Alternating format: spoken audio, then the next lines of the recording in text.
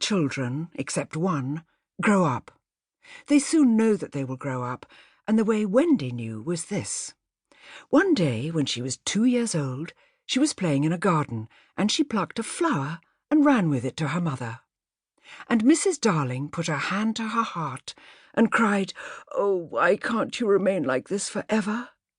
This was all that passed between them on the subject, but henceforth Wendy knew that she must grow up. You always know after you're 2. 2 is the beginning of the end. They lived at number 14. Her mother was a lovely lady with a romantic mind. Wendy came first, then John, then Michael. Mrs. Darling loved to have everything just so, and Mr. Darling had a passion for being exactly like his neighbours, so, of course, they had a nurse. As they were poor, owing to the amount of milk the children drank, this nurse was a prim Newfoundland dog called Nana. She proved to be quite a treasure. How thorough she was! Of course, her kennel was in the nursery. Mr. Darling sometimes wondered whether the neighbours talked. He had his position in the city to consider. There never was a simpler, happier family until the coming of Peter Pan. Mrs. Darling first heard of Peter when she was tidying up her children's minds. Every good mother, after her children are asleep, rummages in their minds and puts things straight.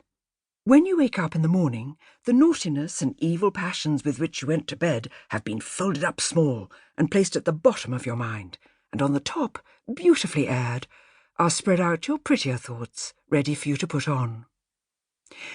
I don't know whether you have ever seen a map of a child's mind.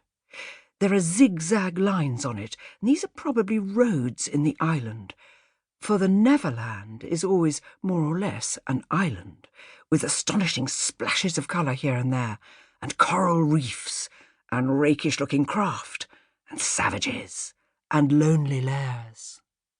Of course, the Neverlands vary a good deal.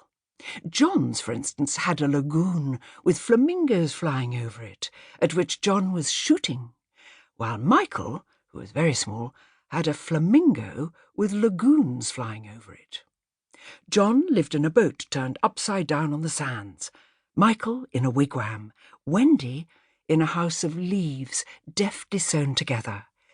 She had a pet wolf forsaken by its parents.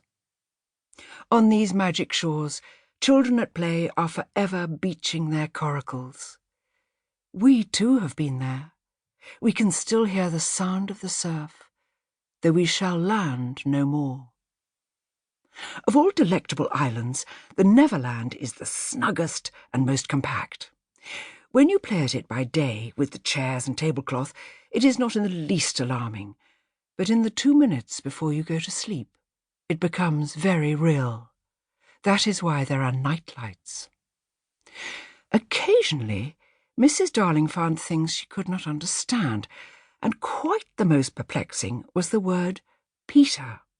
She knew of no Peter, and yet he was here and there in John and Michael's minds, while Wendy's began to be scrawled all over with him. The name stood out in bolder letters than any of the other words, and as Mrs. Darling gazed, she felt that it had an oddly cocky appearance. "Yes, he is rather cocky," Wendy admitted. "But who is he, my pet?" "He's Peter Pan, you know, Mother." At first Mrs. Darling did not know, but after thinking back into her childhood, she just remembered a Peter Pan who was said to live with the fairies. She had believed in him at the time, but now that she was married and full of sense, she quite doubted whether there was any such person. Besides, she said, he would be grown up by this time. "Oh, no, he isn't grown up," Wendy assured her, "and he's just my size." She didn't know how she knew, she just knew it. Mrs. Darling consulted Mr. Darling, but he smiled pooh-pooh. "Mark my words," he said, "it is some nonsense Nana has been putting into their heads. Leave it alone, and it'll blow over." But it would not blow over, and soon the troublesome boy gave Mrs. Darling quite a shock. One morning Wendy made a disquieting revelation. Some leaves of a tree had been found on the nursery floor,